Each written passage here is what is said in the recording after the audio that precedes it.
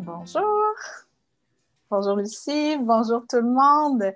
Bienvenue à ce webinaire spécialement organisé pour Migraine Québec par Migraine Québec. Ça me fait plaisir. Donc, je me présente, Mélissa Mitchell. Vous m'avez sûrement vu dans diverses capsules vidéo. C'est pour Migraine Québec et ça me fait plaisir aujourd'hui de vous présenter Lucie Blais, qui est physiothérapeute et avec qui on a développé, on a adapté une conférence qu'elle faisait déjà sur la douleur pour vraiment, en fait, qu'elle colle à la réalité des migraineux. Donc, on a travaillé ensemble dans les dernières semaines. Et étant donné qu'on est très nombreux aujourd'hui, je vais vous demander de garder vos questions pour la fin. Et on va avoir vraiment une période de questions. Si jamais il y a quelque chose que ça manque, vous manquez la compréhension, là, vraiment, vous ne comprenez pas le sujet qu'on parle en ce moment, là, n'hésitez pas. Vous avez une petite section qui est écrite questions et réponses. Donc, vous pouvez aller poser vos questions là. Puis c'est moi qui vais un peu modérer cet endroit-là. Donc, si jamais vous voyez votre question disparaître, je vais peut-être les regrouper par type de questions. Donc, surprenez-vous pas. Donc, je pense que c'est tout. Alors, bienvenue, bon webinaire. Et puis, je te laisse la parole, Lucie. Merci, Mélissa. Bonjour tout le monde. Tout d'abord, merci d'être là. Merci de prendre le temps dans nos vies quand même bien remplies, tout le monde, de prendre le temps d'être ici aujourd'hui avec nous. On va faire un survol ensemble. Merci Mélissa d'avoir eu l'idée d'organiser ça. Puis merci à Migraine Québec de me donner la possibilité de vous partager ce message-là qui me tient à cœur depuis bien, bien longtemps. Avant de commencer, je vais vous demander de lire un petit... attendez un petit peu, je vais partager mon écran. Donc, un petit texte qui est super important parce qu'aujourd'hui, ce que je fais avec vous, c'est de l'enseignement, c'est de vous présenter des éléments, de vous donner comme des pistes vers quoi aller et ça ne remplace aucunement un avis médical. Donc, moi, je pars avec l'idée que vous avez eu une évaluation médicale et si vous souffrez de migraine, c'est important d'être évalué pour éliminer les X, Y, Z conditions possibles et pour trouver le traitement idéal pour vous. Donc, première chose, donc ce que je dis ici, ce n'est pas un traitement, mais c'est bien de l'enseignement, puis ça ne remplace pas un avis médical. L'autre élément sur lequel je veux insister, c'est la dernière phrase. Si vous n'êtes pas à l'aise ou confortable avec un exercice, parce qu'on va faire des petites mini-pauses ou on va faire des petits exercices, si vous n'êtes pas à l'aise avec ou si vous avez l'impression que ça va trop loin, vous ne le faites pas ou vous allez moins loin, tout simplement, écoutez-vous. Même chose dans les principes que je vais vous donner. S'il y a des choses qui font non, moi, ça ne me convient pas, bien, à ce moment-là, vous arrêtez tout simplement et vous revenez à le reste là, qui vous convient. Peut-être avant d'aller plus loin, prenez un instant pour vous demander c'est quoi vos attentes face à ce webinaire-là. Juste une petite seconde, vous dire qu'est-ce que j'aimerais, avec quoi j'aimerais repartir. Je vous laisse une petite seconde. Là, on n'a pas le temps de partager ensemble c'est quoi vos attentes, mais s'il y en a parmi vous qui ont comme attente de trouver la solution à vos migraines, la solution avec un L majuscule, c'est peut-être pas la bonne place parce que la solution, malheureusement, elle n'existe pas et on a un ensemble d'éléments qu'on va mettre en place, un ensemble de choses qu'on peut faire. Donc, si c'était ça vos attentes, dès le départ, je vous invite à peut-être mettre une petite note que ce serait bien de commencer à explorer si vous pouvez modifier vos attentes. Et au lieu de voir ça comme un interrupteur on et off, de dire plutôt comme une progression. Donc, qu'est-ce que je peux faire pour améliorer graduellement? Donc, aujourd'hui, si vos attentes sont de l'ordre d'en connaître un peu plus, d'aller chercher des pistes de solutions et peut-être d'aller chercher un petit peu d'espoir. C'est un mot qui est souvent revenu quand on avait des discussions, Mélissa et moi, et je trouvais ça vraiment intéressant de l'entendre parler d'espoir parce qu'il y en a de l'espoir. On peut changer des choses. Oui, c'est long, puis oui, le chemin n'est pas un chemin nécessairement linéaire. On a des hauts et des bas, mais il y en a de l'espoir, puis c'est un peu ça là, dans le fond du message là, de ce que je vais vous transmettre aujourd'hui. Oui, puis d'ailleurs, moi, quand j'avais assisté à ta conférence en 2016, à l'époque, ça m'avait redonné énormément d'espoir parce que les choses dont tu vas nous parler, c'est des choses là-dedans que j'entendais pour la première fois. Puis j'ai fait, OK, il y a des choses que je peux faire. On peut le calmer, ce système nerveux-là qui est tout le temps en mode douleur. Il y a quelque chose à faire. Puis pour avoir mis en pratique plusieurs des stratégies qu'on va pas effleurer, mais on ne pourra pas aller très en profondeur, bien sûr, dans l'heure qu'on a, mais pour avoir mis en place des stratégies comme ce que tu vas enseigner, ça fait une différence. Ça a fait une grande différence dans mon quotidien. Donc, excellent. Voilà. Donc, peut-être pour vous dire d'où je pars, où est venu pour moi cet intérêt-là pour parler de la douleur. Tout d'abord, au niveau personnel, j'ai eu plusieurs accidents dans ma vie. Ma première fracture de clavicule, j'avais 15 mois. Et à l'âge de 7 ans à peu près, j'avais eu 2 fractures de clavicule, 2, 3 commotions cérébrales. Pas que j'étais un enfant battu, pas du tout, mais j'étais probablement un petit peu malhabile. Et c'était à une époque où on suivait peut-être les enfants d'un petit peu moins près qu'aujourd'hui. Donc, j'ai vécu avec de la douleur jeune dans ma vie et plus vieille, j'ai eu des accidents qui m'ont laissé avec de la douleur au dos, de la douleur au cou pendant des longues périodes. Je viens d'une famille où on fait ce qu'on a à faire, puis après ça, ben, on s'occupe, si on a mal, on s'occupe de ce qu'on a à s'occuper. Donc, moi, j'ai continué malgré de la douleur longtemps, comme mes parents faisaient pour eux-mêmes. Et comme on va voir tantôt, ce n'est pas nécessairement une bonne stratégie, puis ça, c'est une bonne méthode pour rester avec de la douleur. Donc, personnellement, j'ai traîné de la douleur longtemps, jusqu'à un point où, après certains problèmes de cou, j'ai été en arrêt de travail sur une longue période en attente d'une chirurgie. J'ai été 2 ans en arrêt de travail et à me retrouver à être très peu fonctionnelle, à faire très peu de choses. Donc, là où certains d'entre vous sont aujourd'hui, j'ai été là moi aussi. Donc, les choses que je vous dis, c'est des choses que je connais au niveau professionnel, mais aussi des choses que j'ai mis en pratique dans ma vie à moi. Donc, ce n'est pas juste théoriquement, je les connais pour les avoir pratiquées. Au niveau professionnel, je suis physiothérapeute et il y a quand même longtemps, j'ai orienté ma pratique en utilisant la rééducation posturale globale, qui est une méthode où on a souvent à traiter des gens qui souffrent de douleurs. Donc, au niveau professionnel, j'ai rapidement été confrontée avec le fait que je manquais d'outils pour aider les gens qui souffraient de douleur. Puis là, je suis allée suivre des formations. Fait que c'est à la fois au niveau professionnel et au niveau personnel que tout ça s'est mis ensemble.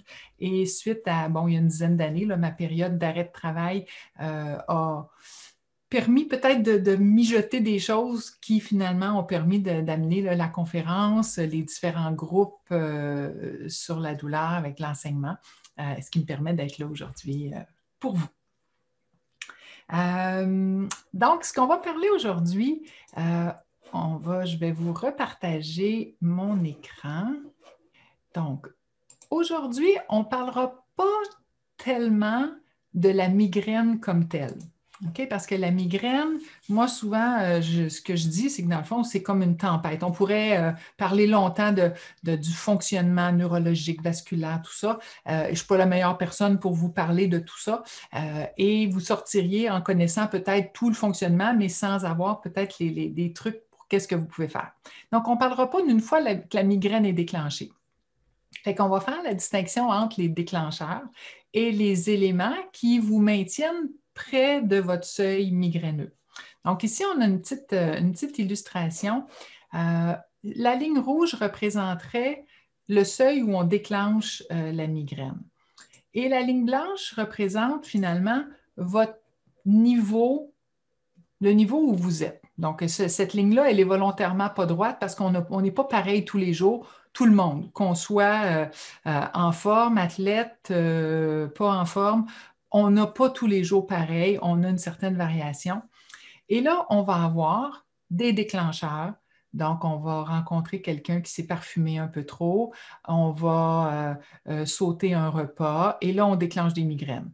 Une journée, on va se lever, puis on a déjà une migraine, puis on ne sait pas pourquoi. Puis une autre fois, ça va assez bien, mais là, on a un gros déclencheur, on boit du vin.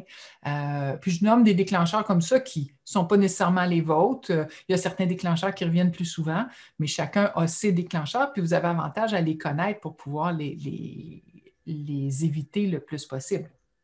Donc, plus mon niveau de base est proche de mon seuil de déclenchement, plus je vais facilement déclencher des migraines. Si mon niveau de base, comme sur le dessin d'en bas, est un peu plus loin de mon seuil, bien à ce moment-là, si j'ai un petit déclencheur, peut-être qu'il ne se rendra pas au point de déclencher ma migraine. Donc, peut-être que de manger à une heure irrégulière, je suis dans une bonne journée, bah, ce n'est pas idéal pour moi, mais je ne déclencherai pas de migraine. Peut-être que si le parfum est un gros déclencheur pour moi, peut-être que je vais quand même en déclencher une. Ou peut-être que dans ma moins bonne journée, ben, mon verre de vin que d'autres journées je tolère, peut-être que là, il va m'en déclencher une, puis peut-être que dans ma bonne journée, il n'en déclenchera pas. Donc, l'idée pour nous, ce qu'on va faire aujourd'hui, c'est d'explorer c'est quoi les moyens pour augmenter l'espace entre ces deux lignes-là. Tout cet espace-là, plus on l'augmente, plus ça prend des gros déclencheurs pour déclencher une migraine, donc plus je peux espérer passer plus de temps sans migraine ou avoir des migraines moins fortes. Donc, ce qu'on va essayer de faire, c'est d'amener notre niveau de base à être de plus en plus loin de ce seuil-là de migraine. Donc, si j'ai bien compris, donc la ligne rouge là, droite, donc c'est vraiment les déclencheurs, puis la ligne qui monte et qui descend, c'est un peu notre seuil de base. Exactement. C'est ça. OK. Donc, quand on est dans le premier exemple, c'est qu'on est très, très près du seuil de déclenchement de la migraine. Ça me fait penser un peu à ce que je vis avec la migraine chronique. Là, si je suis comme collée dessus, puis la moindre affaire, on dirait qu'on déclenche. Puis là, on va voir comment on peut un peu baisser. C'est pas tant les déclencheurs qu'on va affecter, c'est notre niveau à nous. On va comme donner de l'espace entre notre niveau et le déclencheur. Exactement. Okay, et c'est ça qui vient expliquer pourquoi, il y a des fois, on dirait que telle chose, ça ne me dérange pas tant que ça, je suis capable d'en prendre, puis il y a d'autres fois, on dirait qu'il faut que ma vie soit parfaite. Dès qu'elle n'est pas parfaite, pouf, je suis tout le temps en train de déclencher des migraines. C'est parce que mon niveau de base n'est pas le même. Fait que ça va, Mélissa, c'est clair, c'est clair. Cette explication-là? Parfait. Donc, je vais aller un petit peu plus loin. Donc, pour comprendre ces principes-là, on va parler un petit peu du système nerveux. Donc, on va parler un petit peu du fonctionnement de la douleur, du fonctionnement du système nerveux, mais vraiment là, de base. Là, on ne va pas se compliquer la vie. Donc, c'est quoi le système nerveux? Le cerveau qu'on connaît, la moelle épinière et les nerfs. Et comment fonctionne tout ça? Donc, on a des récepteurs qui vont réagir à différentes choses, qui vont déclencher un signal électrique qui va aller, ça, là, ce qui est représenté ici, c'est des neurones, donc les cellules du système nerveux. Il va y avoir un signal électrique qui va passer d'un neurone à l'autre et qui va se rendre, là, ça représentait là, quelque chose qui part d'un genou, par exemple, mais ça pourrait venir de n'importe où, et le signal va monter jusqu'au cerveau. Ce qui est important de comprendre dans cet élément-là, c'est que ce message-là qui passe, ce n'est pas un message de douleur. C'est un avertissement qui dit « Ah, il y a de la pression. Ah, il y a de la chaleur. Ah, il y a du froid. Il y a des substances chimiques. » C'est uniquement une information qui monte à notre cerveau. Et là, notre cerveau reçoit cette information-là et il va interpréter le message qu'il vient de recevoir. Il va l'interpréter en fonction de quoi? En fonction d'un paquet d'éléments. Donc, il y en a qui sont représentés là, nos expériences passées, notre santé en général, notre schéma corporel, nos peurs, notre niveau de stress, nos connaissances, comment notre système nerveux est habile pour bouger, toute notre proprioception. Donc, tout ça va servir au cerveau à interpréter l'information qu'il reçoit. Et là, il va répondre à une grande question, c'est est-ce que cette information-là que je reçois me met en danger? Si la réponse c'est non, alors le cerveau ne va rien faire de particulier. Parce qu'en ce moment, on reçoit tous plein d'informations sur notre digestion, la température actuelle, le contact de nos vêtements sur notre peau. Et si on avait conscience de toutes ces informations-là tout le temps, on ne serait pas capable de faire des activités. Donc, il faut filtrer l'information. C'est pour ça que le système nerveux va faire, est-ce que c'est important? Non? OK. Donc, l'information, je ne m'en occupe pas. Est-ce que c'est important ou est-ce que c'est grave ou est-ce que ça me met en danger? Non? Donc, je ne m'en occupe pas. Si la réponse c'est oui, alors là, il va produire une réponse. Et la réponse, elle peut être il peut avoir plusieurs éléments. Donc, le premier que j'ai mis là, la douleur, effectivement. Donc, il faut comprendre que la douleur est donc une réponse du système nerveux à un message qu'il reçoit et non quelque chose qui nous arrive de l'extérieur sur nous. Là, je vous rappelle, on ne parle pas de la migraine spécifiquement, mais on parle de la douleur en général. Donc, les réponses, on peut avoir aussi de la tension musculaire. On peut avoir des changements dans notre rythme cardiaque, respiratoire, des changements immunitaires, hormonaux, ça peut enfler, notre glycémie peut changer, on peut avoir des pensées, des émotions. Donc, tout ça va être la réponse de notre système nerveux au message qu'il a reçu. Mais quand tu parles de est-ce que je suis en danger, c'est sa perception du danger. C'est pas s'il y a un danger réel. C'est lui il perçoit qu'il est en danger en fonction de ce qu'il connaît. Exactement. C'est un excellent point. Donc, que mon cerveau interprète qu'il y a un danger associé à ça, à tort ou à raison, il va donner cette réponse-là. Donc, et plus notre système nerveux produit de la douleur face à une situation, face à un élément ou dans une zone, plus il en produit, plus il devient bon pour en produire. Donc, on apprend avec la pratique. Un enfant qui a commencé à chausser des patins, il n'est pas très bon au début. Avec la pratique, il peut devenir un champion de hockey. Un enfant qui apprend à écrire, au début, les lettres sont malhabiles, sont pas très bien formées. Éventuellement, il est capable non seulement de former les lettres, mais de mettre de la pensée, de mettre des idées là-dedans. Même chose pour le ski, même chose pour la pratique de n'importe quel sport. Et même chose pour la production de douleur. Donc, plus mon système nerveux produit souvent de douleur, plus il va être habile à en produire et plus il va en produire facilement. Et je vais ajouter tension. Donc, douleur et tension. Donc, plus j'ai souvent eu ces symptômes-là, plus mon système l'a produit, plus il le fait. Si je prends l'exemple de mon cou, donc mon cou, à force d'en produire, il va se retrouver que moindrement que je bouge un petit peu dans un certain angle, mon système nerveux fait « Oh, c'est peut-être dangereux », même si ça ne l'est pas.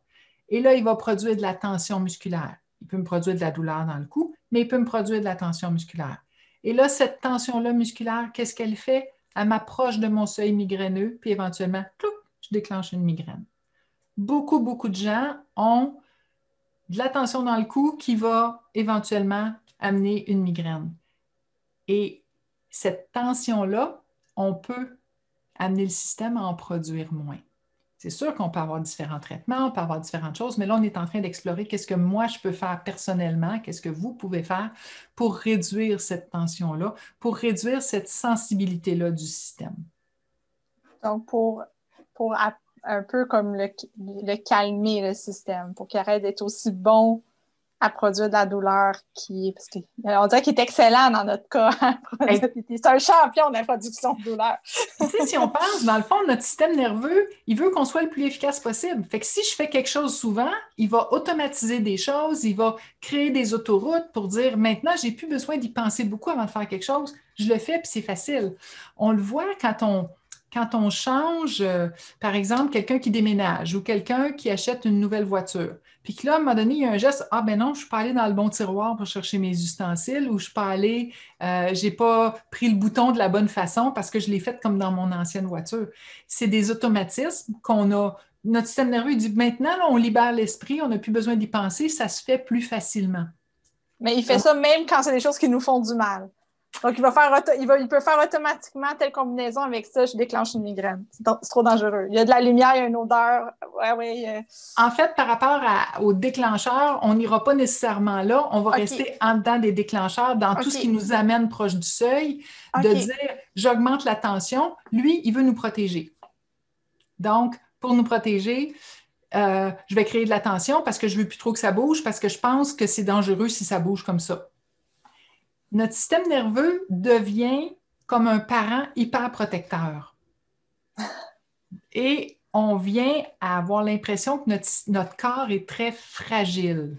En réalité, notre corps il est beaucoup plus solide qu'on pense, mais il devient sensible.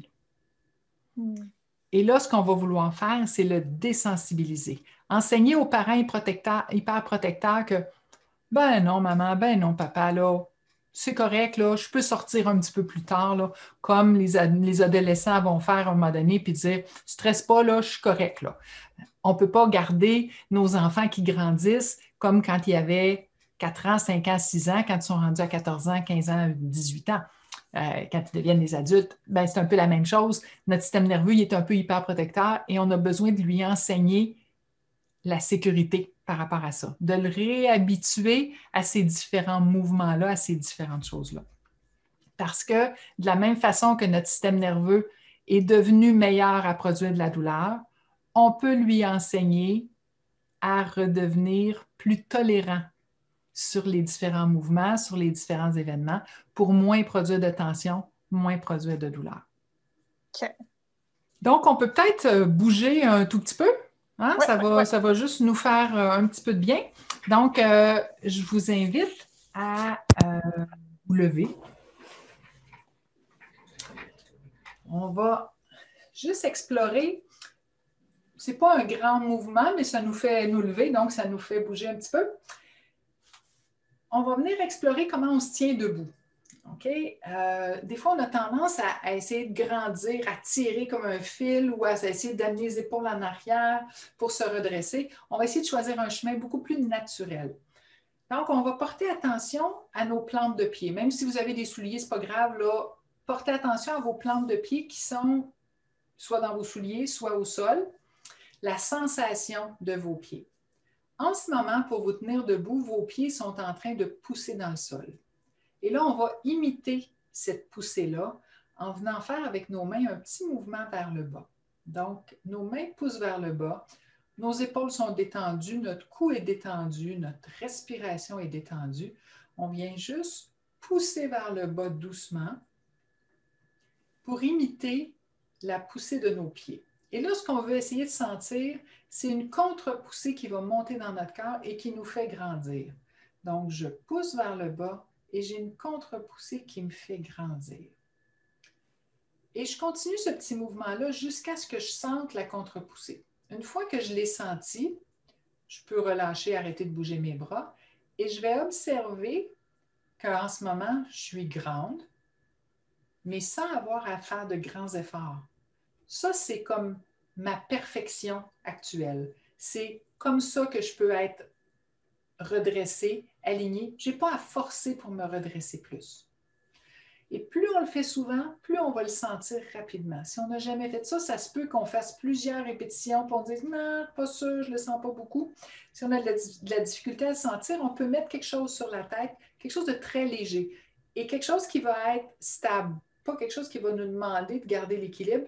On peut mettre une paire de bas, tout simplement, qu'on dépose ici pour avoir une sensation qui nous dit quand je pousse vers le bas, c'est vers cette sensation-là ici que je m'en vais pour grandir. Et une fois que je suis grande, je l'observe, puis ensuite, je continue mes activités, je l'oublie, mais je le refais plusieurs fois. Et ça va entraîner mon système à apprendre à se tenir grand en travaillant avec les muscles profonds, qui sont les muscles qui servent à ça. Et ça va aider à diminuer la tension des muscles superficiels qui viennent augmenter la tension, entre autres, un peu partout dans le dos, mais entre autres au niveau du cou.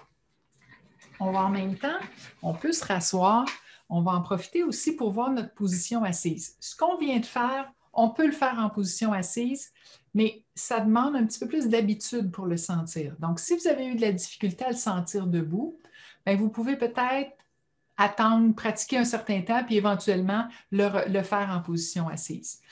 Ceux qui l'ont bien senti, vous pouvez faire la même chose, mais là, la poussée, c'est la poussée dans les os du bassin. Sentir que je suis bien appuyée sur les os du bassin, j'ai cette poussée-là qui me fait grandir.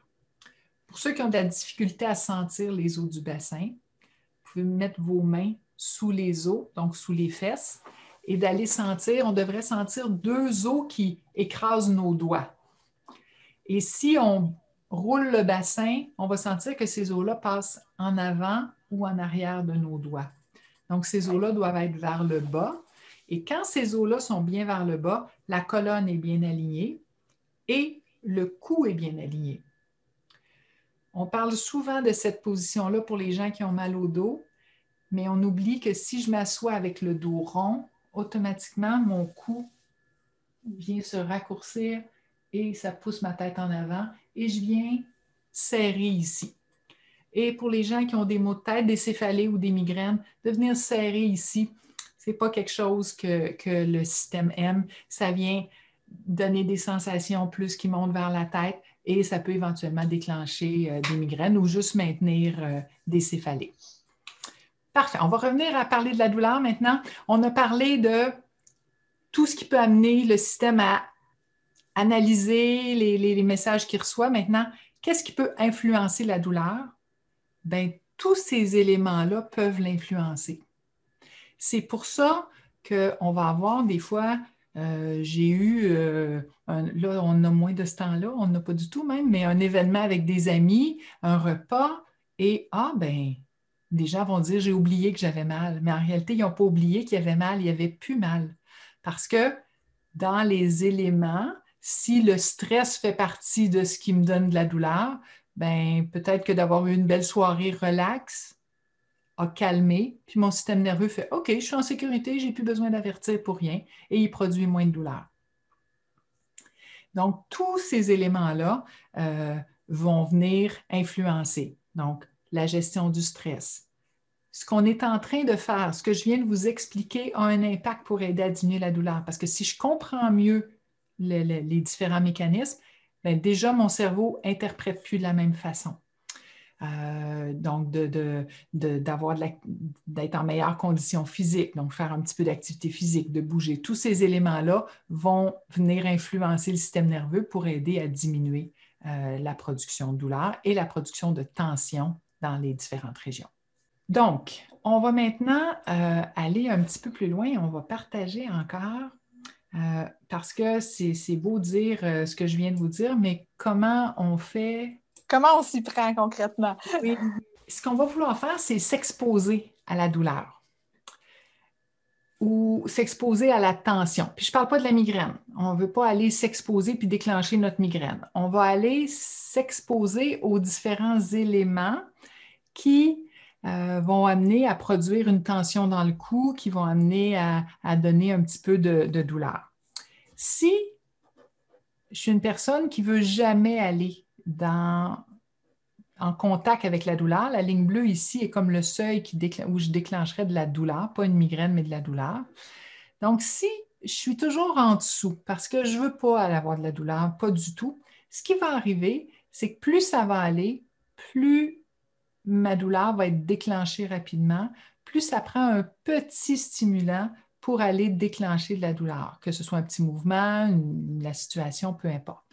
Et l'exemple, vous l'avez vu tantôt quand il est apparu rapidement, si je me suis fait mordre par un chien et qu'après, un chien plus petit, j'en ai peur, et que là, un chien plus petit me fait peur aussi, et là, des petits bébés chiens me font peur, j'ai jamais challengé cette peur-là. Et plus ça va, jusqu'à même peut-être qu'une image de chien va me faire peur, donc je vais me retrouver à déclencher de la douleur de plus en plus rapidement. Donc, les gens qui n'osent pas bouger de peur d'avoir mal sont dans ça. À l'opposé. Donc, on peut dire qu'on en fait de moins en moins. Exactement. OK. À l'opposé. Moi, j'étais dans l'opposé principalement. Donc, on a les mêmes lignes, je commence mon activité et là, à un moment donné, j'arrive à mon seuil qui me dit, là, tu serais peut-être mieux d'arrêter, mais moi, je continue pour toutes sortes de raisons.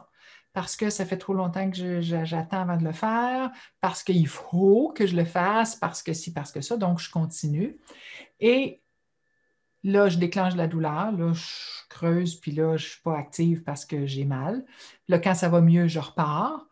Et là, j'en fais trop encore. Je dépasse mon seuil et je redescends après, et je remonte et je redescends, et je me promène comme ça en dents de scie. Quand on est de ce type-là, ben, on a l'impression qu'il faut continuer parce que si on arrête, on ne fera presque plus rien. Mais ce qui se produit en réalité, c'est que notre système réagit comme si on est en train de dire à quelqu'un, arrête là, tu te mets en danger. Si je dis à quelqu'un, attention, il y a une auto, ne traverse pas, puis que la personne elle continue, qu'est-ce que je vais faire? Ben, je vais crier plus fort. Ben, notre système nerveux, c'est ce qu'il fait. Il crie de plus en plus fort, il nous avertit de plus en plus vite parce qu'il sait qu'on continue. Donc, c'est, hey, il faut que je t'avertisse plus vite pour que tu ne te mettes plus en danger, dans le danger que mon système nerveux pense, mais qu'il soit là ou pas. Donc, on va se retrouver avec une diminution de capacité de la même façon que si on n'en fait pas assez.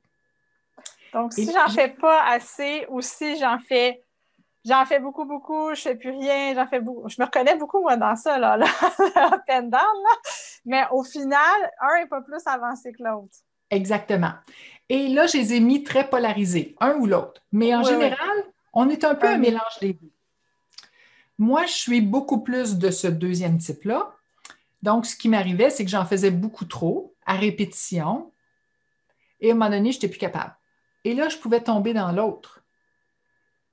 Mais dès que je redevenais capable, je repartais dans celui-là. Là, j'en faisais trop. Puis jusqu'à ce que je sois plus capable. Puis là, je retombais dans l'autre, où là, je suis plus capable. Donc, je ne vais même plus m'approcher de la douleur, je ne suis plus capable. Là. À l'inverse, quelqu'un qui est beaucoup plus de l'autre type, il va pas, puis à un moment donné, il entend parler soit d'une solution miracle, ou il se fait dire, ben là, ça suffit. Puis là, il part. Là, il en fait trop par rapport à ses capacités actuelles. Il retombe, puis il retombe dans son mode. Fait qu'on est souvent un peu un mélange. Il n'y en a pas un ou l'autre qui est mieux que l'autre. Les deux, c'est pas optimal.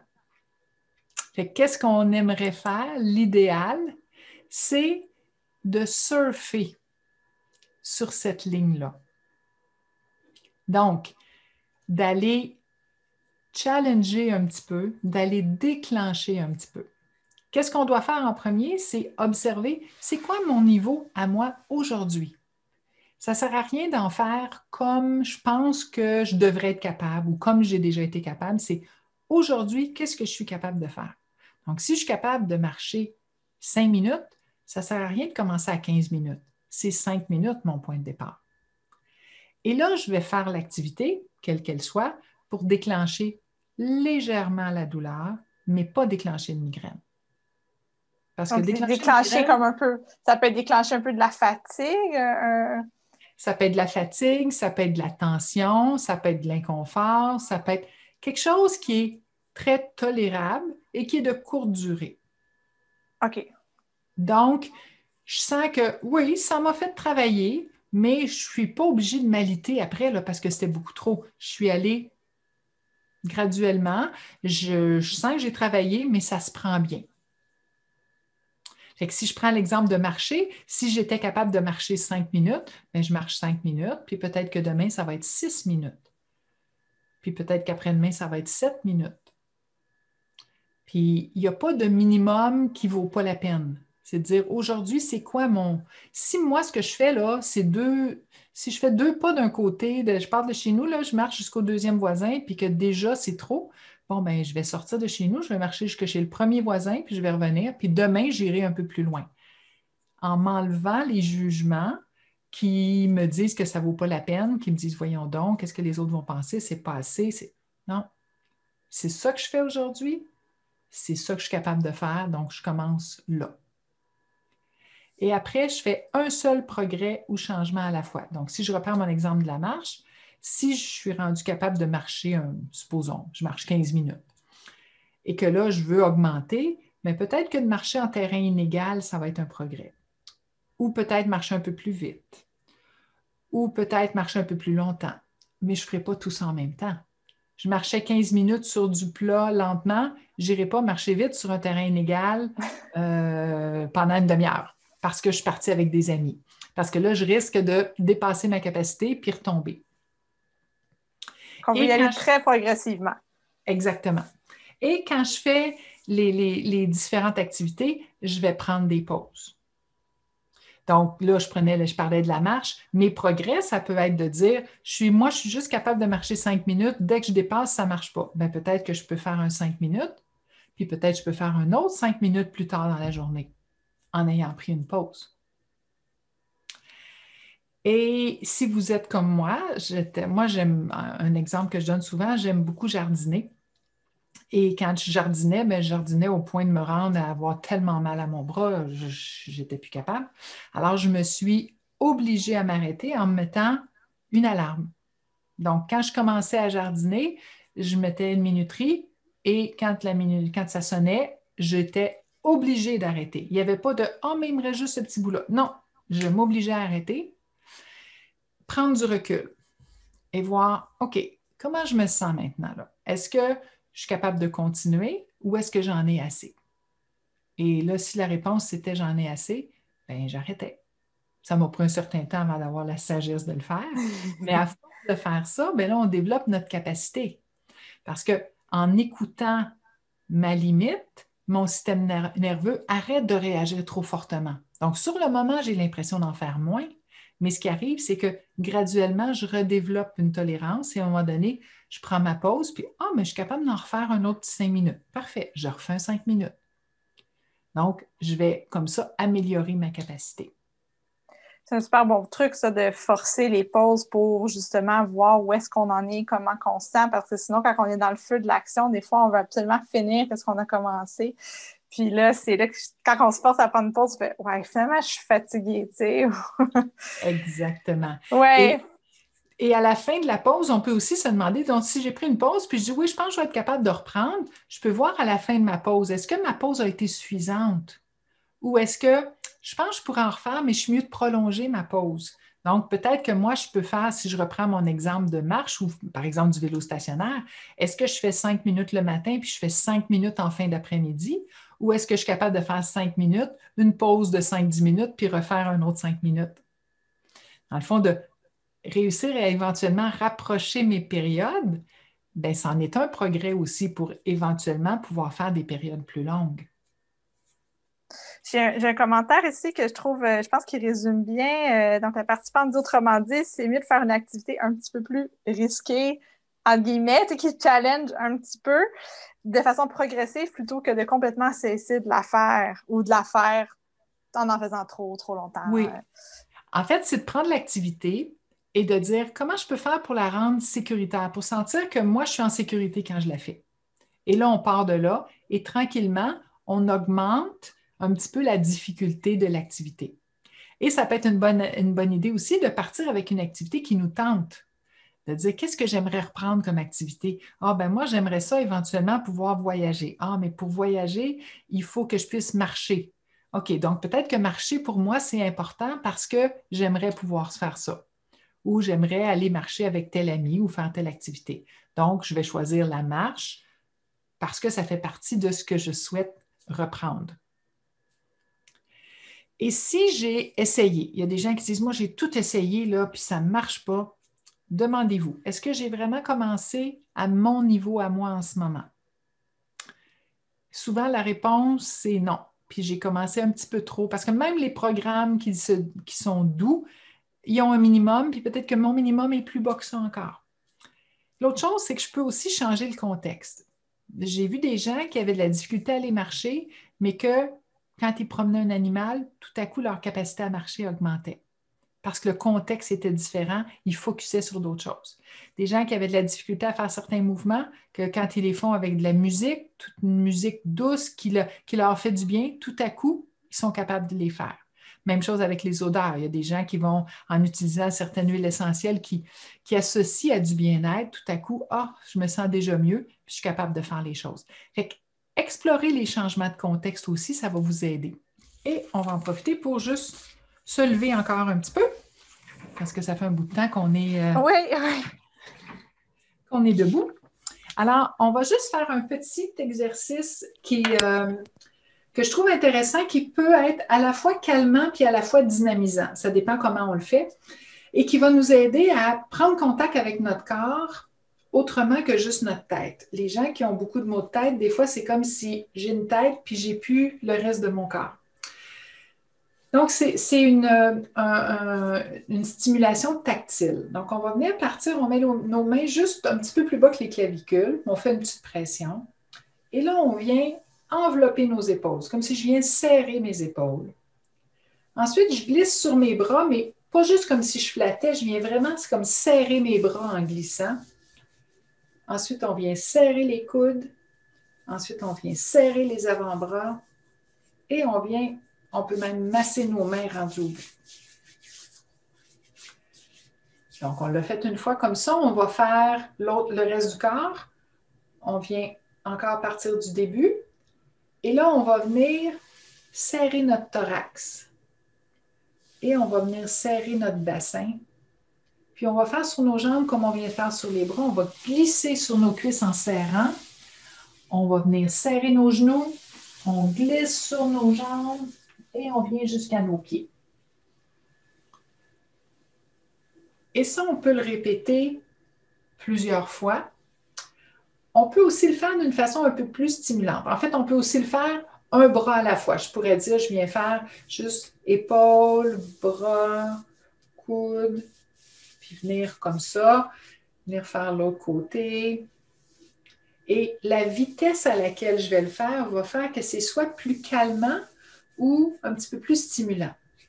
L'autre élément qui va changer, c'est que je peux aussi venir faire des tapotements. Donc, je peux, au lieu de partir ici, je peux partir sur le trapèze et venir tapoter mon bras, tourner et tapoter en montant. Je peux le faire quelques fois. Je peux venir faire l'autre côté.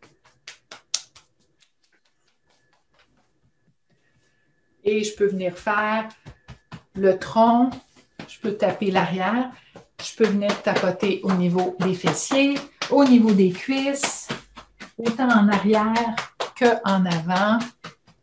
Et remonter, je peux même tapoter un petit peu le ventre, selon l'effet que ça me fait. Si en le faisant, vous avez dit « Non, moi, j'aime pas ça quand ça tapote », c'est correct. Est-ce que vous aimez mieux comme ça? Vous pouvez le faire comme ça. Si vous aimez les deux, vous pouvez voir que il y a des fois, on dirait que ça fait plus de bien comme de relâcher, puis d'autres fois, on dirait que ça fait du bien de stimuler un petit peu. Donc, ça nous a permis de juste se stimuler un petit peu. Donc, tout ce qu'on a dit tantôt sur comment doser tout ça, ça nous vient à dire l'importance de bouger. C'est important de faire bouger notre corps et enlever le mot « vous entraîner ». Souvent, on veut aller s'entraîner.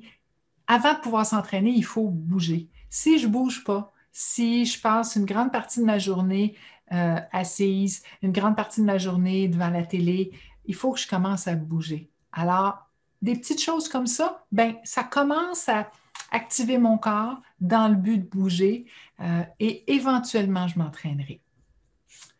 L'autre chose, faites la différence entre la fatigue physique, la fatigue cognitive, puis la fatigue émotive.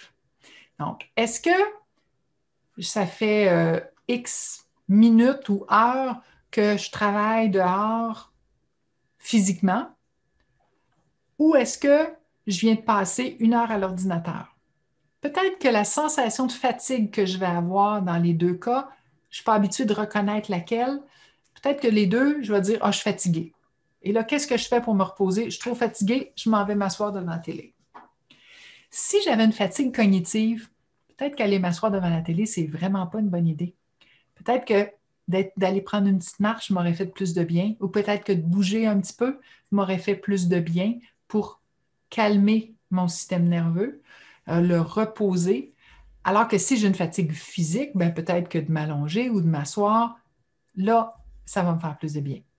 Je trouve que c'est un super bon point que tu amènes parce que souvent, on ne distingue pas les deux. Puis on va avoir tendance soit justement à immédiatement aller se coucher parce qu'on est fatigué ou à prendre notre téléphone ou notre tablette puis se coucher dans le sofa, mais c'est déjà une fatigue qui est cognitive. Ça continue à stimuler.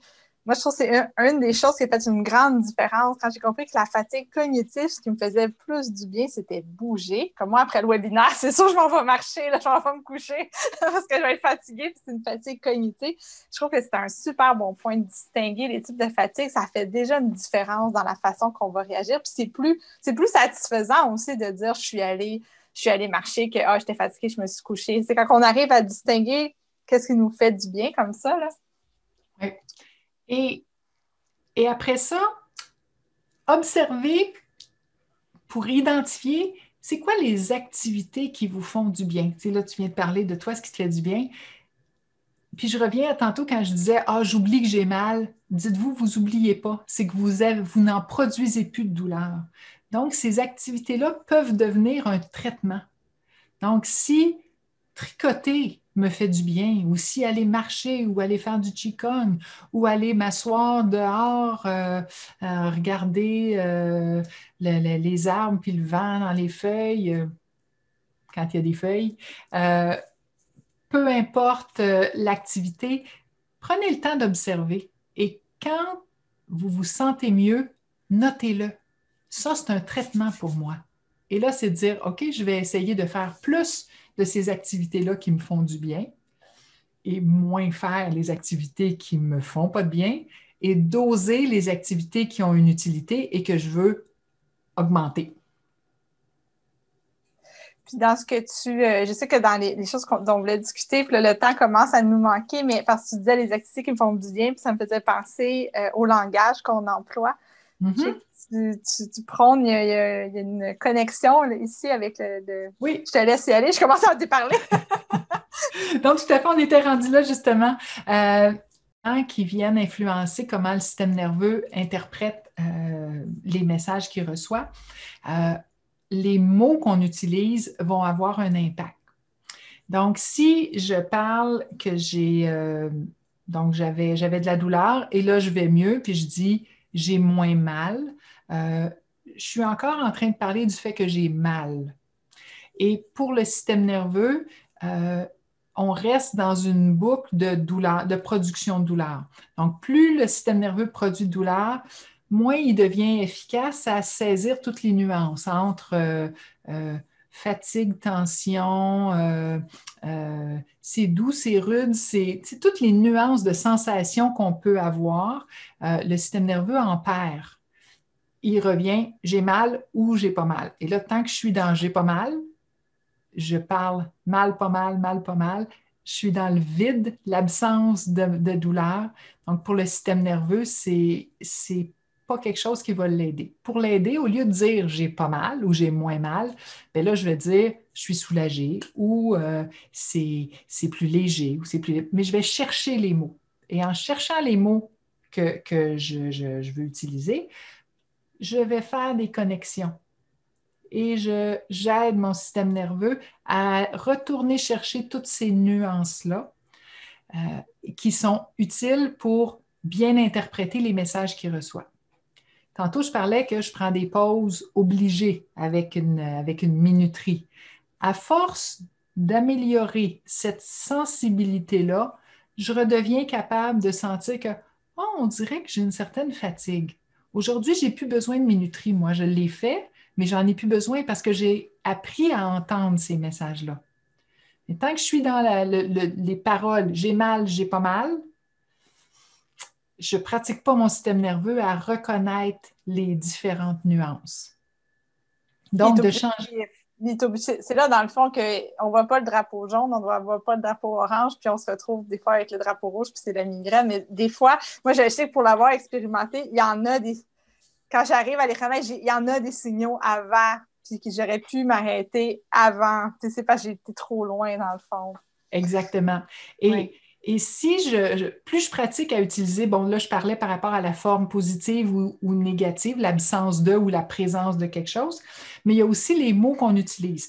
J'ai le coup fini, moi. ben, si je répète constamment que j'ai le cou fini, je continue à dire à mon système nerveux que mon cou est fragile. Donc, simplement dire, ben, j'ai le cou sensible. Déjà, je commence à donner de la place, à peut-être voir que, ah ben oui, ce mouvement-là, je suis capable de le faire. Au début, je n'étais peut-être pas capable, mais aujourd'hui, je deviens capable. Fait que d'essayer de choisir des mots qui parlent d'une situation aujourd'hui, mais pas d'une situation qui ne peut pas changer. Donc, j'ai le cou fini ou j'ai le dos fini ou les gens qui, je bouge un petit peu, puis là, je sens une douleur. Mon corps, il est solide. Si j'ai bougé comme ça, puis j'ai senti une douleur, je ne viens pas de me blesser. Je viens juste de déclencher une douleur. Donc, d'utiliser le terme j'ai déclenché une douleur plutôt que de dire je me suis blessée. Je viens encore là de commencer à donner de la place pour que mon système nerveux interprète différemment les choses. Est-ce que ça explique bien ce que tu voulais dire en parlant de ça, Oui, Mélissa? tout à fait, tout à fait. Et là, avant de terminer, je veux juste reparler un petit peu de la progression parce que c'est quand même quelque chose qui peut être délicat pour certaines personnes de bien, bien comprendre. Donc, quand je reprends une activité, j'ai choisi une activité que j'aime, qui me tente. Essayez peut-être de la décortiquer en mini-activités. Tu sais, tantôt, je prenais l'exemple de, bon, supposons que moi, j'aime aller faire de la randonnée et pour faire de la randonnée, j'ai besoin de marcher en montagne avec un sac à dos. Bon, faire ça, c'est peut-être trop gros, mais il faut que je commence par être capable de marcher sur du terrain plat avant de pouvoir marcher sur du terrain accidenté. Euh, Avant de porter un sac à dos avec mon lunch puis plein de choses, peut-être que j'ai besoin de développer ma capacité à juste avoir un sac à dos vide sur les épaules. Donc, de le décortiquer et de commencer vraiment où je suis. Si ma tolérance, c'est 2 minutes avec un sac à dos vide, ça ne sert à rien que je parte marcher 10 minutes avec un sac à dos avec une bouteille d'eau dedans. C'est sûr que je ne serai pas bien. Donc, peut-être que c'est de mettre le sac à dos dans la maison, 2 minutes, puis de m'y habituer.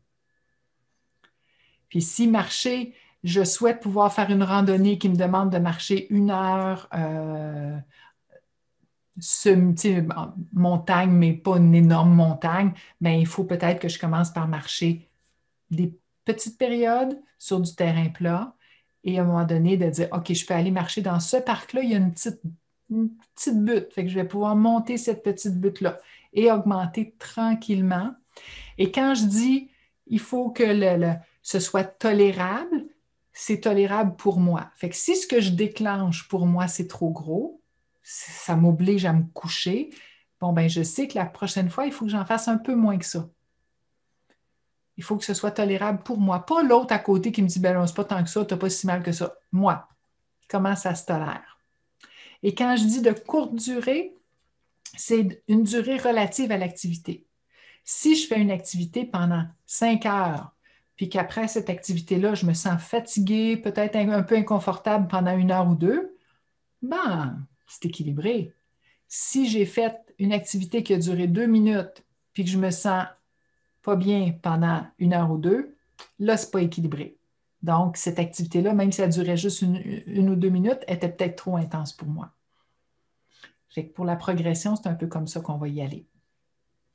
Fait vraiment d'y aller en douceur, puis pas se mettre d'attente, puis de pression, puis de comparer avec ce qu'on était capable de faire avant, puis ce que les autres sont capables de faire. Mais d'avoir confiance, par exemple, quand y allant de cette façon-là, on va finir par progresser. Oui, oui, oui, oui. De dire, en fait, c'est d'accepter que la ligne de progression, c'est pas une ligne comme ça, c'est une ligne comme ça. Puis on monte tranquillement. Et peut-être qu'entre aujourd'hui et la semaine dernière, je ne vois pas de différence. Mais à un moment donné, je peux dire, hey, il y a 6 mois, je ne faisais pas ça. Hey, l'an passé, je ne faisais pas ça. Je suis retournée marcher à un endroit où je n'étais pas allée depuis plusieurs années. Et j'ai marché, puis pour moi, c'était une petite distance, c'était facile. Puis en sortant, je me suis rappelé la première fois où je suis allée marcher là, où c'était, ouf, ça avait été un challenge. Puis là, j'ai fait, hey, wow, je le sais que je ne suis pas du tout où j'étais à l'époque où j'avais les problèmes avec mon bras, mais de le constater, de dire, hey, c'est le fun, j'ai fait ces progrès-là. Mais c'est ça, je les ai fait petit peu par petit peu et c'est pas linéaire. Donc, j'ai fait des progrès, j'ai rebaissé, j'ai remonté, j'ai rebaissé, hop, hop, et après ça, on monte. Et avec ça, on monte tranquillement. On peut peut-être se lever puis bouger un petit peu encore. Alors là, on va faire des mouvements. Quand on dit qu'il faut bouger, puis que je disais tantôt d'oublier le mot s'entraîner pour l'instant, on va essayer de bouger dans la douceur. Fait que là, c'est des mouvements qui se font vraiment doucement, puis on le fait avec bienveillance envers nous. Donc, notre premier mouvement, ça va être un mouvement de flexion et d'extension, donc comme de fermeture puis d'ouverture, mais qu'on va faire vraiment en écoutant notre corps. L'image que j'aime prendre, c'est si je prends une éponge dans ma main puis je l'écrase, quand je la relâche, elle va reprendre sa forme. Donc, on va commencer en fermant, puis ensuite, on va venir ouvrir. Mais quand on va ouvrir un peu comme l'éponge qui s'ouvre dans ce qui est confortable. Même chose quand on ferme, on va fermer dans ce qui est confortable. Fait qu'en expirant, en soufflant, on va refermer en s'enroulant, mais on va juste où on est capable. Puis ensuite, en inspirant, on va ouvrir et on ouvre dans ce qui est confortable. Donc, si rendu ici, je sens que c'est assez, je n'ai pas besoin de continuer. Si ça va bien, je peux continuer à ouvrir complètement, mais j'y vais en respectant. Puis en expirant, je referme encore.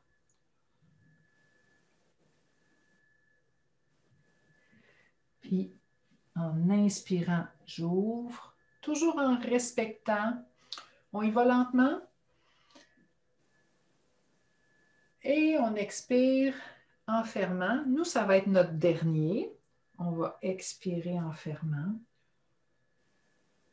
Et quand on termine, on fait juste revenir. Donc, on a commencé puis on a fini avec la fermeture.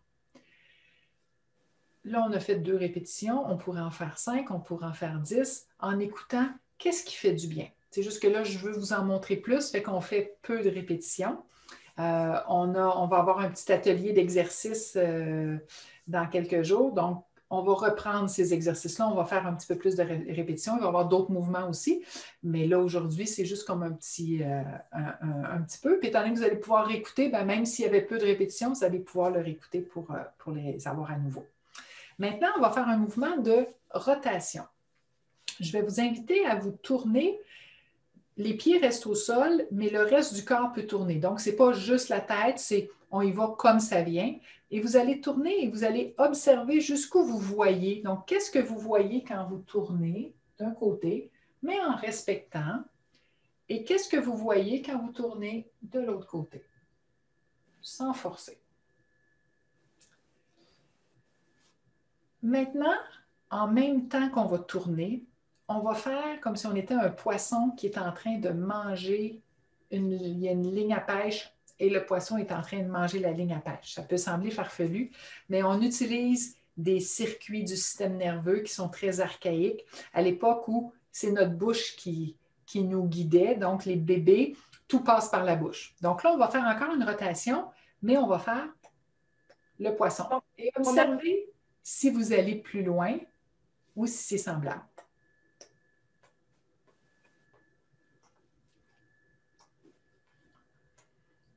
Observez aussi la facilité du mouvement.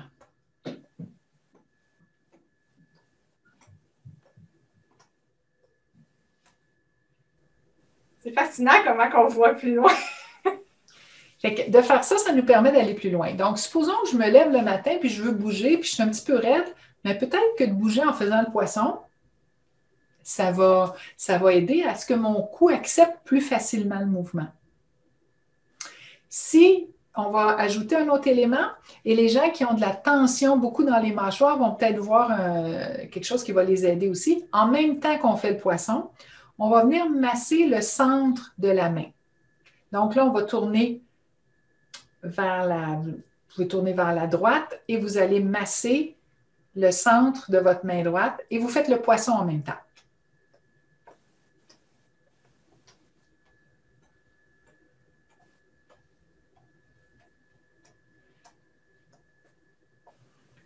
Et on change de main pour aller de l'autre côté. Donc là, on va masser le centre de la main gauche.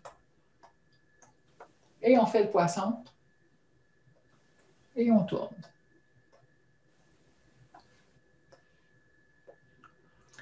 Il y a des gens pour qui faire les massages des mains ne fait pas une énorme différence. Il y en a que ça fait encore une énorme différence. Toi, Mélissa, ça fait une différence, hein? Oui.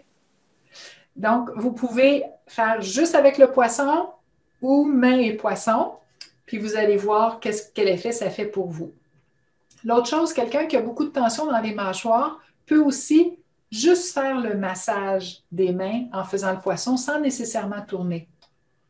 Et là, on peut masser une main, l'autre main, ou on peut utiliser une balle pour venir masser le centre des mains. Mais tu marches avec les on fait attention, bon, j'échappe ma balle, on fait attention pour garder nos épaules détendues quand on utilise la balle, pas se retrouver avec de la tension.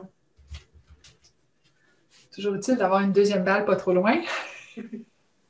Donc, on vient tout simplement masser le centre des mains en gardant le reste détendu et en faisant notre poisson. Mais c'est un poisson détendu. Faites peut-être pas ça quand vous voulez impressionner quelqu'un. C'est peut-être pas là qu'on présente la meilleure image de nous-mêmes, mais c'est pas grave. Et après, observez si vous avez eu une différence dans la tension de vos mâchoires dans votre bouche. Autre chose qu'on peut faire, puisqu'on est dans ce qui nous permet de présenter une belle image de nous-mêmes, pour aider à détendre ici au niveau des joues et de la mâchoire, on peut venir avec la langue masser le palais. Donc, on peut faire des allers-retours. On peut faire gauche-droite. On peut faire des 8 aussi.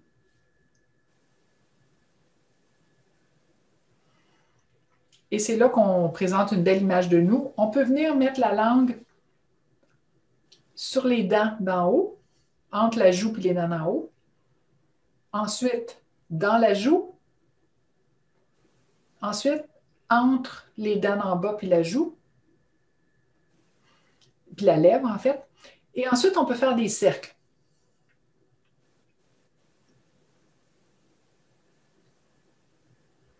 On peut changer la direction de notre cercle.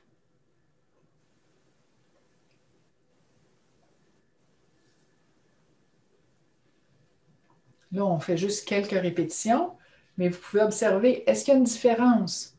Moi, personnellement, quand je fais ça, je sens une différence dans tout mon visage, comme si la moitié de mon visage est plus détendue que l'autre côté. On va faire l'autre côté.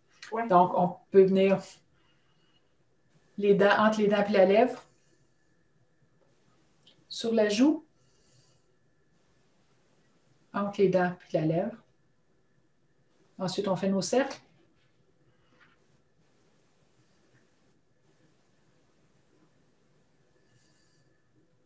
Les cercles dans l'autre sens.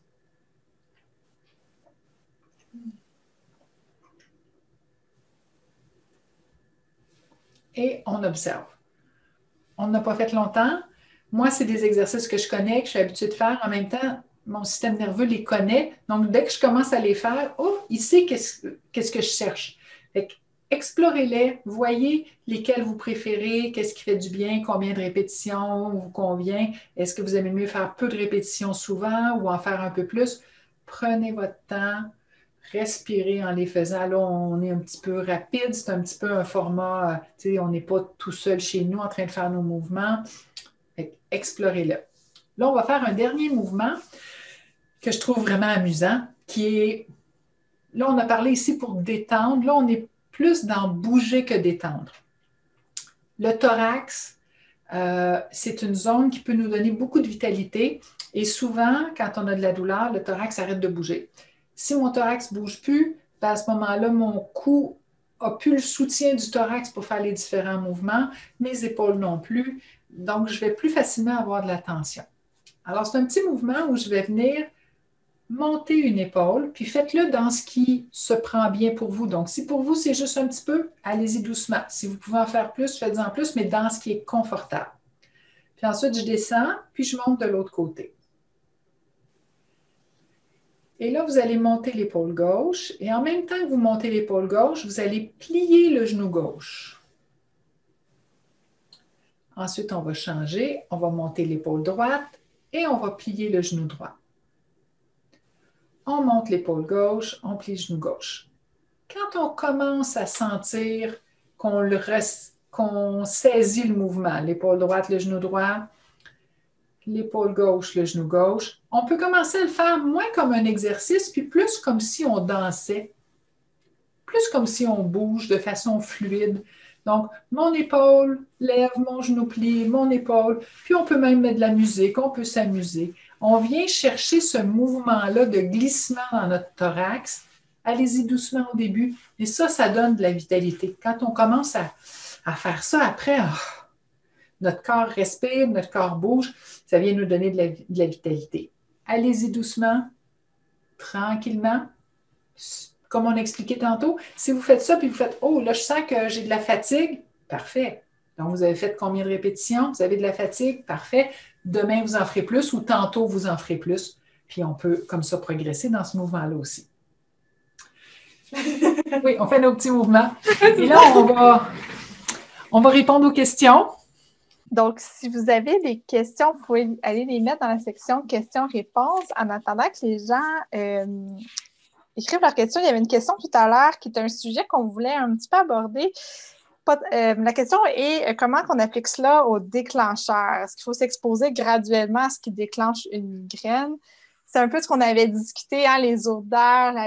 Est-ce que tu vas en parler un peu de pas tant s'exposer au déclencheur, mais d'observer ce qui nous fait du bien? On peut en parler un petit peu. C'est sûr qu'aujourd'hui, on fait vraiment un survol. Quand je fais des groupes comme des groupes de 6 rencontres, 10 rencontres, c'est sûr qu'on peut aller vraiment plus en profondeur puis vraiment explorer ces choses-là. Si je prends par exemple les odeurs, qui est un déclencheur pour beaucoup de gens, pour aider à désensibiliser, on ne partira pas aller se promener dans le rayon des parfums demain matin, parce que ça, souvent, c'est vraiment agressant. On va commencer par juste commencer à découvrir c'est quoi les odeurs agréables pour moi. Donc, oui, parce qu'on n'y pense pas, ça. Hein? On pense juste que c'est un gros agresseur. Oui. On oublie qu'il y a des odeurs qu'on aime quand même. Est-ce que moi, j'aime ça quand je rentre à la maison et que ça sent la sauce à spaghetti? Ou est-ce que, ou si je le cuisine moi-même, est-ce que l'odeur de muffins qui cuisent, est-ce que pour moi, c'est une odeur agréable? Fait que la première étape, ce serait par exemple juste commencer à observer des odeurs agréables pour moi. Ensuite, commencer à observer des odeurs neutres, des odeurs qui ne sont pas des déclencheurs, pour lesquels je n'ai pas une charge émotive particulière. Supposons là, que j'ai la sauce à spaghetti de ma grand-mère. Ah, ça, là, c'est une charge émotive positive. Ça sent bon, j'aime ça. Ça me fait du bien. Moi, personnellement, il y a l'odeur de sciure de bois. Mon père était menuisier et on n'avait pas nécessairement le droit d'aller beaucoup où il y avait les outils quand on était tout petit. Fait que quand on y allait, c'était comme une faveur, c'était spécial. Et cette odeur-là, pour moi, ça sent mon père. Donc, pour moi, ça a une connotation très positive. Fait que ce serait d'observer. Ça sent ça. Qu'est-ce que ça sent? Ça peut être de la décrire. Donc, n'importe quelle odeur positive, on va l'explorer. On va donc pratiquer à réveiller des connexions entre l'odeur et la perception au niveau de mon système nerveux pour une odeur qui est positive. Ensuite, je fais la même chose pour une odeur neutre. Supposons que moi, je ne trouve pas que ça sent mauvais, mais que je ne trouve pas que ça sent bon quand ça sent le concombre, admettons. Bon, bien là, ça va être de sentir le concombre. À quoi ça ressemble? Est-ce que ça sent plus? Est-ce que ça sent moins? De l'explorer. Ça peut être la vanille. Bon, si moi, je n'aime pas particulièrement la vanille, qu'est-ce que ça sent? Comment je peux la décrire? Est-ce que je peux trouver des mots? Ensuite, je vais aller explorer des odeurs désagréables, mais qui ne sont pas des déclencheurs. Genre un oignon. Mettons, si je dis, bon, je ne trouve pas que ça sent très bon, mais ça ne me déclenche pas. Ça sent quoi? Comment je peux le décrire? Fait que je suis en train comme de recréer des connexions, puis de reprendre contact avec mon odorat. Et tranquillement, je vais avancer vers quelque chose qui est désagréable. Ensuite, ça va pouvoir être aussi de prendre certaines odeurs, de les observer et de voir qu'elles sont associées à des activités agréables. Et de voir que la même odeur associée à une activité agréable, peut-être qu'elle ne me dérange pas, mais qu'associée à une activité moins le fun, peut-être que là, elle ne sent pas bon. Ou peut-être qu'elle a envie de me déclencher. Ce serait un petit peu comme ça. On peut faire la même chose avec les sons. Ce n'est pas tous les sons qui sont des déclencheurs. Puis, tu sais, pour revenir aux odeurs, je peux me faire des petites fioles qui ont des odeurs que je considère agréables au début, puis éventuellement, je peux le faire avec des neutres ou avec des désagréables, mais sans aller dans les déclencheurs. Sentir une, qu'est-ce que c'est? Ah, c'est la vanille. Ah, c'est la cannelle. Ah, c'est le café. Puis, il De faut que jouer je à les... être surpris. Oui, donc je ne le sais pas d'avance parce que mes fioles sont toutes pareilles. Puis j'essaye de deviner ce que c'est. Fait que je ne sais pas d'avance que ça va sentir la vanille, mais je suis capable d'avoir une odeur qui vient me voir sans que je la contrôle pas. Je la contrôle un peu parce que j'ai mis dans mes fioles des choses que je sais qui sont correctes pour moi. Mais il y a un certain élément de surprise, mais sans être une agression. Fait que là, je commence à désensibiliser ça. Fait que c'est un petit peu la même façon, dans le fond, c'est qu'on s'expose, mais c'est sûr que quand on parle de déclencheur, il faut exposer de façon beaucoup plus graduelle, beaucoup plus douce et de voir est-ce que je peux partir en dessous de ça puis avancer un petit peu plus. Puis il y a des déclencheurs qui vont peut-être toujours le rester. Mais si en Ouais. bougeant plus, en ayant désensibilisé mon cou, en ayant augmenté la mobilité de mon thorax, en augmentant combien de mouvements je fais dans la journée, en ayant une meilleure façon de gérer ma fatigue, quelle fatigue j'ai, si mon seuil de base est descendu, ben là, peut-être que mes déclencheurs, même s'ils sont encore aussi importants, vont être moins dérangeants pour moi. Il y a une question ici, justement, parmi les déclencheurs par rapport à la photophobie. Ça, j'imagine que c'est plus difficile. C'est vraiment un déclencheur très fort. As-tu des trucs pour ça ou celui-là, il est plus... De façon générale, de façon générale, c'est un grand mot. Si mon cou va mieux, dans certains cas, la mobilité de mes yeux va mieux et mes yeux sont moins sensibles. Avant d'essayer, puis là, tu sais, moi, je suis physiothérapeute, je ne suis pas optométriste, mais au niveau du mouvement, on peut explorer, est-ce que je suis capable de bouger mes yeux de haut en bas, de gauche à droite, ou est-ce que déjà je crée une tension puis une fatigue? Donc, je peux commencer à explorer, pratiquer de bouger mes yeux. Puis bouger mes yeux, ça peut être, je fais un exercice de bouger mes yeux, mais ça peut être en marchant. Si je vais marcher dehors, j'observe autour de moi, puis je prends conscience que mes yeux bougent à ce moment-là. Fait que je le fais dans un contexte agréable. Je ne suis pas nécessairement dans un contexte statique à juste bouger mes yeux. Mais je peux commencer à dire, OK, je fais des mouvements de mes yeux, je regarde à différents endroits pour voir est-ce que j'ai une certaine fatigue, puis est-ce que je peux augmenter ma tolérance au mouvement à cet endroit-là aussi. Par rapport justement au mouvement, on me pose des questions sur la rotation poisson. Donc, est-ce que tu inspires ou t'expires dans une... OK. Pour la rotation poisson, on respire librement. OK. On essaie de garder la respiration libre, puis on n'a pas à l'associer dans une direction ou dans l'autre. Puis, est-ce que les exercices... donc, quand on parle d'exercices, il y a une question là-dessus, mais je sais qu'on avait parlé ensemble. Donc, les exercices, on les fait de façon préventive, pas quand on est en pleine crise de migraine. Non, c'est ça. C'est qu'on commence à faire ces mouvements-là, on commence à prendre conscience de l'ensemble de notre corps, bouger un peu plus dans la facilité pour aider à baisser notre seuil, pas notre seuil, mais notre niveau de base pour nous éloigner. Mais c'est sûr que si j'ai une migraine qui commence, même si je fais des rotations poissons, je ne vais pas la changer. Tu sais, ça m'est arrivé dans ma carrière d'avoir quelqu'un qui rentre en traitement puis qui sentait qu'il commençait une migraine, puis qu'on a quand même fait le traitement, puis que la personne a dit, mon dos, je suis mieux, comme si, puis là, la personne a comme cassé sa migraine, même si elle n'avait pas pris de médication, mais je veux dire, c'est arrivé de façon exceptionnelle. Là, tu sais, c'est pas à ce moment-là qu'on intervient, c'est avant. Et ça, c'est un mouvement, le poisson, qui... Je suis revenue sur le poisson, il y a tellement de questions, je m'excuse. T'étais plus dans le poisson, là. Je pensais que j'avais fini le poisson. Donc, le poisson permet d'étendre les muscles du cou, hein, notamment aussi. En fait, oui, hein? le cou puis l'ensemble du corps, c'est que au début, le bébé, tout passe par sa bouche. Donc, dans notre système nerveux, il y a des circuits qui sont faits pour que la tête puisse tourner, pour que la bouche puisse diriger, pour pouvoir s'alimenter et ensuite pour pouvoir découvrir le monde. Parce que le bébé, il met tout dans sa bouche, il découvre le monde beaucoup plus à travers sa bouche qu'à travers ses mains au début, là. Donc, on a des circuits qui sont encore là.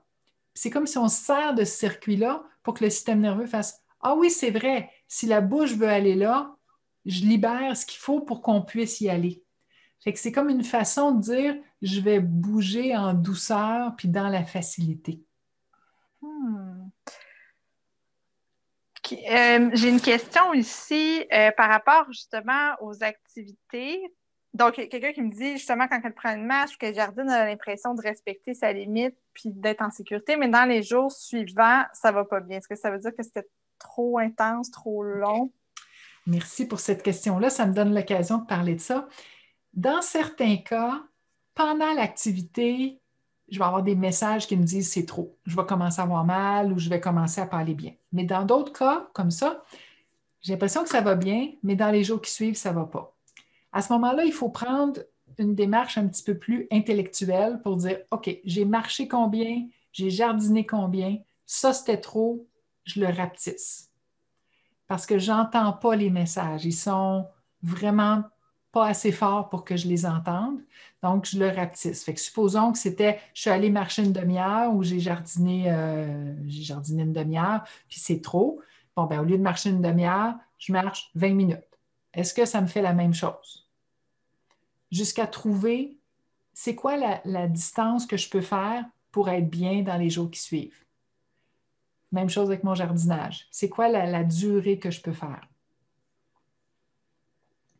L'autre chose avec le jardinage, les personnes qui ont de la difficulté avec leur cou, jardiner au sol, des fois c'est difficile parce que là, on se retrouve des fois à venir pincer en arrière.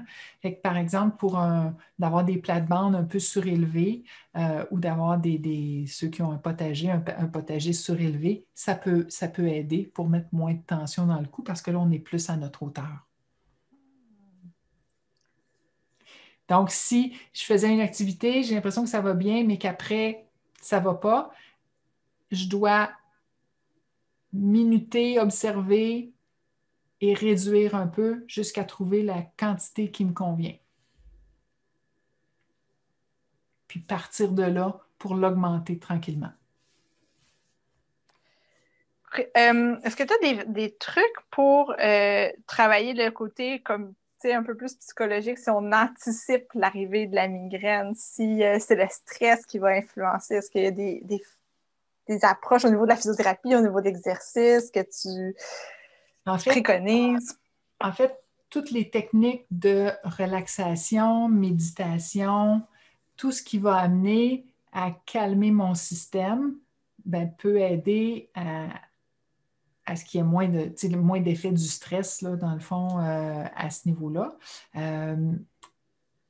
Des trucs pour les gens qui disent, moi, je médite, je n'aime pas ça, ça m'énerve. On peut faire des méditations informelles. Présentement, on se lave les mains très souvent.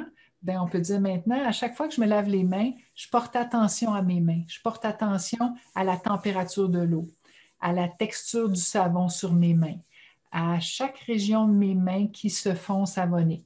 Et on est supposé le faire pendant 20 à 30 secondes. Pendant ce 20 à 30 secondes-là, j'ai fait une méditation informelle parce que j'étais focusée sur mes mains, sur ce que mes mains ressentent à ce moment-là. au lieu d'être en train de dire « Ah oui, c'est vrai, qu'est-ce qu'il faut que je fasse après? Je suis venue ici. » Et ça a vraiment un effet qui va, à la longue, calmer notre système. Je peux faire la même chose quand je prends ma douche. Porter attention à la sensation de l'eau, autant sur ma tête, mais sur le reste de mon corps. Je peux le faire dans différentes activités quotidiennes. Je suis en train de préparer un repas, mais je peux porter attention à l'odeur. En même temps, ça peut être intéressant au niveau des odeurs, mais les odeurs de ce que je suis en train de préparer, au son que mon couteau fait quand je suis en train de couper quelque chose, à la sensation dans ma main de tenir, si je suis en train de peler une carotte, la sensation d'avoir ma carotte puis de peler. Donc, quand je suis attentive à toutes ces sensations-là, mais ça a un impact pour calmer, pour me ramener ici et maintenant. Tu sais, dans le fond, si j'appréhende, ben, le truc, c'est de revenir ici et maintenant, dans mes sensations actuelles et non la peur de peut-être déclencher. C'est sûr que le stress, si le stress est un déclencheur, ben, tout ce qui vient aider à diminuer le stress, donc les respirations abdominales, chanter, rire, aller bouger, ça, c'est des choses qui vont aider à baisser les hormones de stress. Il y a certaines questions. J'essaie d'avoir les questions. Il y a une question. Quelqu'un demande est-ce que tous les physiothérapeutes sont formés pour montrer des mouvements pour les migraineux, à ta connaissance? En fait, tous les physiothérapeutes sont formés pour montrer des mouvements. Après ça, on a tous après ça nos intérêts, notre expertise. Fait qu'il s'agit de voir qui a cet intérêt-là autour de vous. Présentement, il y a beaucoup de choses qui se font à distance, fait que ça peut faciliter. Même si les gens ne sont pas près de vous, ben on a développé ça. Beaucoup de physiothérapeutes l'ont développé. L'autre chose, il y a des fois des groupes, comme moi j'ai fait à date à un certain nombre de reprises, des groupes sur la douleur où il y avait une partie d'éducation puis une partie de mouvement pour permettre d'enseigner ça à un coût plus accessible pour les gens, puis aussi de réussir à voir les gens, parce qu'un des problèmes, comme moi personnellement, c'est que je manque d'heures dans une semaine pour voir tout le monde. Donc, si on va voir les gens un à la fois pour enseigner des exercices, bien, ça devient plus difficile d'avoir accès à quelqu'un qui le fait. Mais dans l'atelier qu'on va faire mercredi prochain, on va en faire des mouvements qui sont adaptés pour la migraine. Oui, donc ça, je vous invite à aller vous inscrire sur le site de Migraine Québec. Ça va être en Zoom, ça ne sera pas en webinaire, alors on va vous voir. Donc, ça va aider Lucie à voir si les mouvements sont bien compris aussi. En même temps, les gens qui ont le goût de le faire, mais qui ne veulent pas qu'on les voit, s'ils veulent être à caméra fermée, c'est très, très correct. Là, quand je fais des groupes d'exercices sur Zoom, là, il y en a qui sont à caméra fermée, puis c'est tout à fait correct. Il faut que les gens se respectent. As-tu des trucs pour arriver à s'arrêter quand on a... Ben, pas arriver à s'arrêter, mais justement, quelqu'un mentionne, puis c'est vrai ça, que tant que dans l'action, ça va bien, mais quand elle se dépose, là, c'est là que la migraine, c'est comme si la migraine la rattrape, là. Ça arrive souvent. Ça, c'est parce qu'elle est allée trop loin. Fait que c'est là que d'avoir une minuterie qui vient dire stop, même si tu ne le sens pas encore, même si tu es en plein milieu de ton activité, même si tu es convaincu que tu es correct, tu es obligé de t'arrêter. Et ça, c'est un engagement que je prends avec moi-même de dire là, je m'oblige à m'arrêter. Puis là, en m'arrêtant, là, je prends le temps de voir comment je me sens.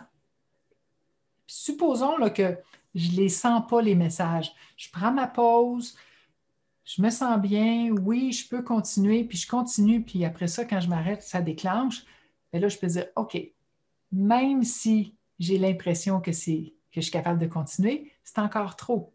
Donc, je le fais, je mets ma minuterie, je m'arrête, puis je ne recommence pas.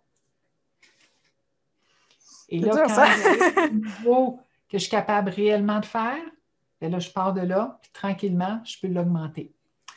C'est difficile souvent d'accepter qu'aujourd'hui, mon niveau il est là. Mais je vous invite à mettre vraiment le « aujourd'hui » dans votre phrase.